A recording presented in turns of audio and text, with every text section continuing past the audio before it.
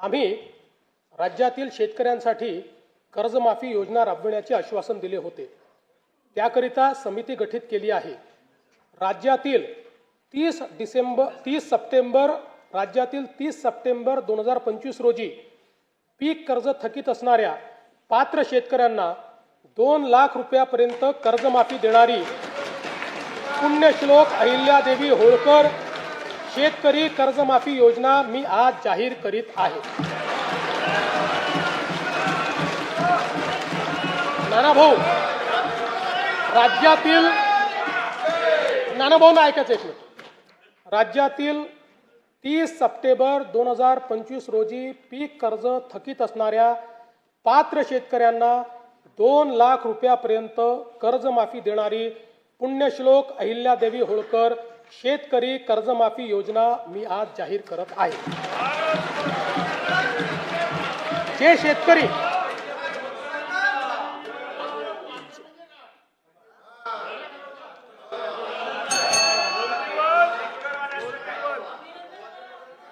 तुम्ही पण जाहीर केले तर पात्रच म्हटलं होतं, पात्रच म्हणावं लागतं, अपात्राला देता येत नाही।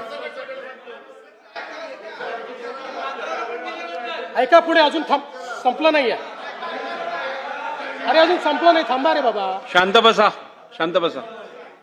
जे शेतकरी कर्ज घेऊन नियमित परतफेड करतात अशा शेतकऱ्यांना प्रोत्साहन देण्याच्या हेतूने नियमित कर्ज परतफेड केलेली असल्यास अशा पात्र शेतकऱ्यांना 50,000 रुपयापर्यंत प्रोत्साहनपर लाभ देण्यात येईल। कर्जमाफी तसेच प्रोत्साहनपर लाभ देण्याबरोबर कोकणाला हे जास्त महत्त्वाचं आहे, कारण कोकणातले लोक सगळे कर्ज परत करतात। कर्जमाफी तसेच प्रोत्साहनपर लाभ देण्याबरोबरच राज्यातील बँकिंग यंत्रणा सक्षम असावी यासाठी समितीच्या शिफारसीतील निकषानुसार निर्णय घेण्यात येईल। शेतकरी वारंवार कर्जबाजारी न होता त्याला कायमस्वरूपी कर्जमुक्त करण्याचा शासनाचा संकल्प असून याबाबत समितीच्या शिफारसी अनुसार दीर्घकालीन उपाययोजना करण्यात येत आहेत। अनुसूचित जाती घटकांच्या सर्वांगीण विकासासाठी राजश्री शाहू महाराज शिष्यवृत्ती योजना, विद्यार्थी वसतिगृहे, भारतरत्न डॉक्टर बाबासाहेब आंबेडकर कृषी स्वावलंबन योजना, लोक साहित्यरत्न लोकशाहीर अण्णाभाऊ साठे नागरी वस्ती सुधार योजना इत्यादी योजना राबविण्यात येत आहेत। महात्मा फुले मागासवर्गीय विकास महामंडळ, साहित्यरत्न लोकशाहीर अण्णाभाऊ साठे विकास महामंडळ, संत रोहिदास चर्मोद्योग आणि चर्मकार विकास महामंडळाद्वारे अनेक योजना राबविण्यात येत आहेत। सन 2026-27 मध्ये अनुसूचित जाती घटक कार्यक्रमाअंतर्गत 23,150 कोटी रुपये इतका नियतव्यय प्रस्तावित आहे। माननीय सर्वोच्च न्यायालयाच्या आदेशानुसार राज्यातील अनुसूचित जातींच्या आरक्षणाचे उपवर्गीकरण करण्याकरिता प्रारूप आराखडा करण्याच्या दृष्टीने समिती गठीत करण्यात आली आहे। समितीचा अहवाल लवकरच अपेक्षित असून शिफारसीनुसार समुचित लाभ देण्याची पुढील आवश्यक कारवाई करण्यात येईल। आदिवासी समाजाच्या सर्वांगीण विकासासाठी राणी दुर्गावती महिला सक्षमीकरण योजना, शबरी आदिवासी वित्त व विकास महामंडळ, डॉक्टर APJ अब्दुल कलाम अमृतहार योजना, नमो आदिवासी स्मार्ट शाळा अभियान, आदर्श आश्रम शाळा, भगवान बिरसा मुंडा जोड रस्ते योजना, ठक्करवापा आदिवासी विकास योजना तसेच पंडित दीनदयाल उपाध्याय स्वयं योजना आदी कार्यक्रम राबविण्यात येत आहेत। बिरसा मुंडा कृषी क्रांती योजनेत विंधन विहिरी व सौर पंप हा घटक वनक्षेत्रालगतच्या गावातील आदिवासी शेतकऱ्यांना अनुज्ञेय करण्यात आला आहे। कातकरी, कोलाम आणि माडिया या आदिम जमाती तसेच पारधी समाजाच्या सर्वांगीण विकासासाठी विशेष पॅकेजद्वारे निधी राखीव ठेवण्यात येणार आहे। सन 2026-27 मध्ये आदिवासी घटक कार्यक्रमाकरता 21,723 कोटी रुपये इतका नियतव्यय प्रस्तावित आहे। इतर मागासवर्ग, विमुक्त जाती, भटक्या जमाती तसेच विशेष मागास प्रवर्गातील समाजाच्या सर्वांगीण विकासासाठी वसंतराव नाईक विमुक्त जाती व भटक्या जमाती विकास महामंडळ, महाराष्ट्र राज्य इतर मागासवर्गीय वित्त आणि विकास महामंडळाअंतर्गत विविध योजना राबविण्यात येत आहेत। ऊसतोड कामगारांच्या मुलामुलींसाठी संत भगवान बाबा शासकीय वसतिगृह योजना, आश्रमशाळा, विद्यानिकेतन, क्रांतिज्योती सावित्रीबाई फुले शिष्यवृत्ती योजना, डॉक्टर पंजाबराव देशमुख वसतिगृह योजना, वसंतराव नाईक तांडा वस्ती सुधार योजना आदी कार्यक्रम राबविण्यात येत आहेत। धनगर व गोवारी समाजातील लाभार्थ्यांसाठी विविध योजना राबवण्यात येत आहेत. या सर्व योजनांकरता पुरेसा निधी उपलब्ध करून देण्यात येईल.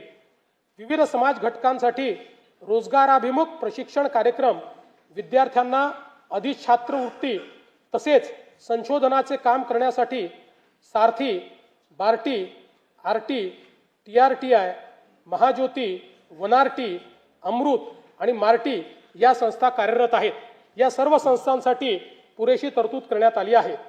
तृतीय पंथीयांच्या सर्वांगीण विकासासाठी धोरण जाहीर करण्यात आले असून त्यांच्या स्वयंरोजगार व व्यवसायासाठी बीज भांडवल उपलब्ध करून देण्यास मान्यता देण्यात आली आहे.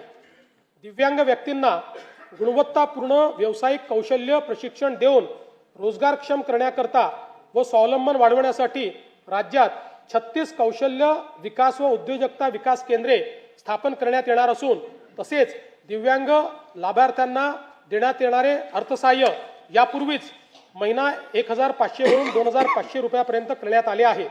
दिव्यांगांना शासकीय लाभाच्या सर्व सेवा सुविधा एकाच प्लॅटफॉर्मवर देण्यासाठी दिव्यांग सहाय्यक संकेतस्थळ कार्यान्वित करण्यात आले आहे.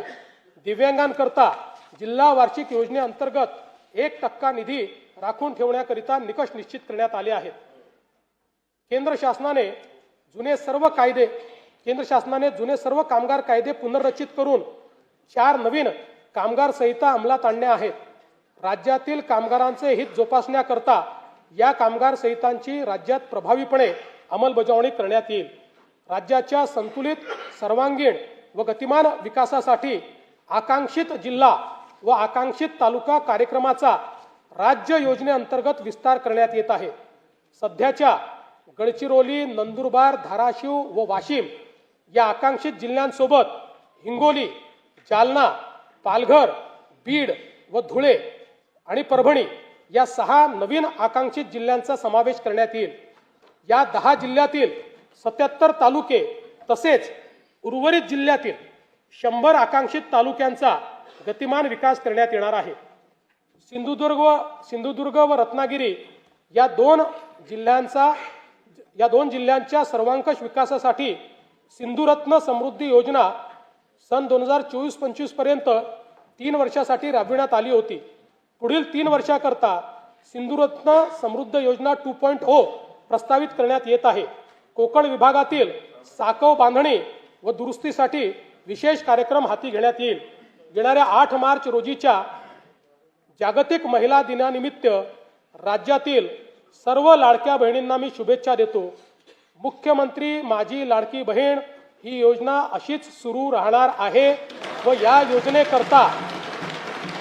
योजनेकरता आवश्यक ती भरीव तरतूद करण्यात आलेली आहे.